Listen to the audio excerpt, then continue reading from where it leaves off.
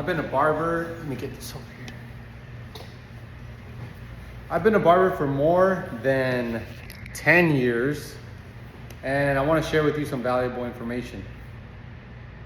The worst thing any barber is going to do today is buy jewelry or buy a new car that you don't really need and living above your means. The worst thing you're gonna ever do as a barber. First of all, as a barber, it's very important that you understand your finances. I would assume that more than half of the barbers in the United States are self-employed. They're solo business owners. They either rent a booth or they're on commission and they run their own books. Assuming that is what I'm talking about here. Number one is barbers waste too much money on dumb things like jewelry, vacations that they can't afford, cars that they're not supposed to have. If you can't buy the car twice, you shouldn't buy it. And the thing with barbers right now, from what I've seen, a lot of them don't understand a lot of financial literacy. Please prove me wrong. Show me that there's a lot of barbers out there that understand financial literacy. For example, if you're a barber and you're starting off, you understand that if you're self-employed, then you're going to have to pay your own taxes. You're going to have to figure out what's the best structure for you. And I'm trying to get to the point here. My point of why I'm saying this is because a lot of barbers don't plan for the future. A lot of barbers don't plan to save their income so that way they can invest their money so they can grow. That way they can develop a powerful tool called compound interest. After 7 years, if you have invested enough, a lot of times that means that your money has doubled. So if I would have started a Roth IRA, if you don't know what a Roth IRA is, you need to look it up on Google and it'll explain to you what it is. It's pretty much the basics of a retirement fund. And if you make less than, I think, 160 something thousand a year, you'll qualify to put $7,000 away. We're in 2025, and I highly recommend you find a way to maximize it. If you are making less than 100 and just put it this way, if you're making less than 170,000 a year, you have that benefit. And it's 7,000 that you could put away that will grow tax-free when you cash it out. And that's just the smallest thing that you could do to plan for a better future for yourself, for your family, so that way no one's worried about you. That way you don't have to live off someone else's income. That way you can take care of yourself.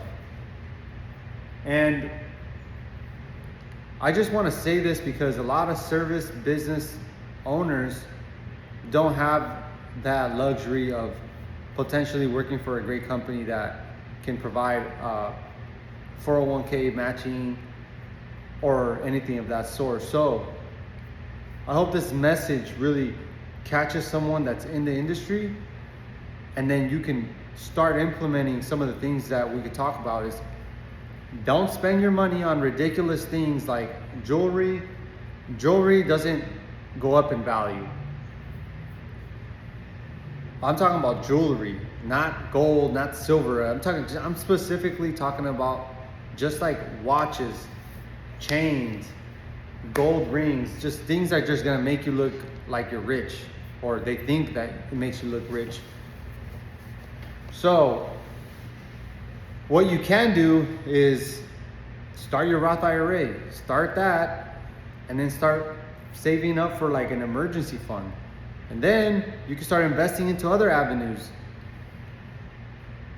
And then once you get to a certain amount, you can probably invest into a business and then invest into real estate.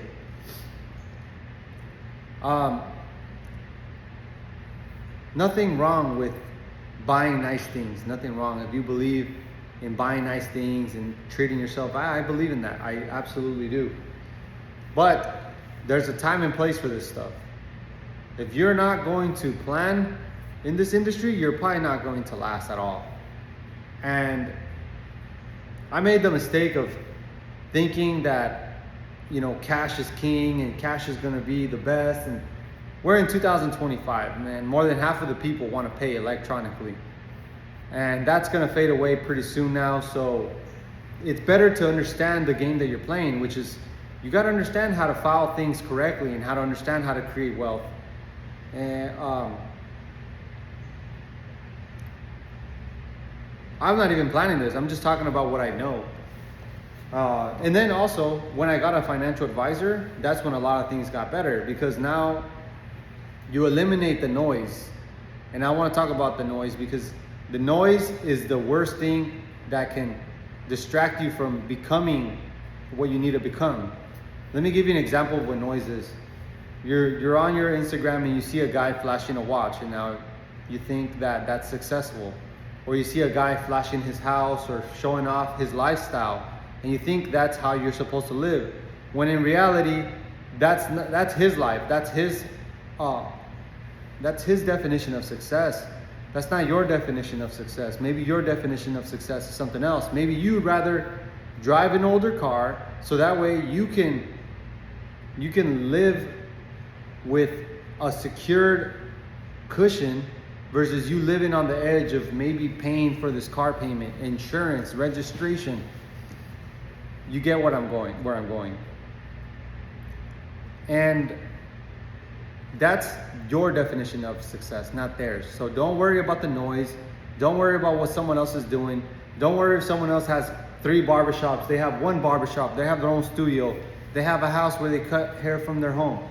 Just focus on your personal growth.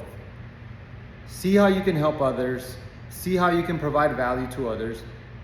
And continue learning, continue getting better, continue to figure out how you can improve yourself as a barber, as a business owner, as a person. Just figure it out.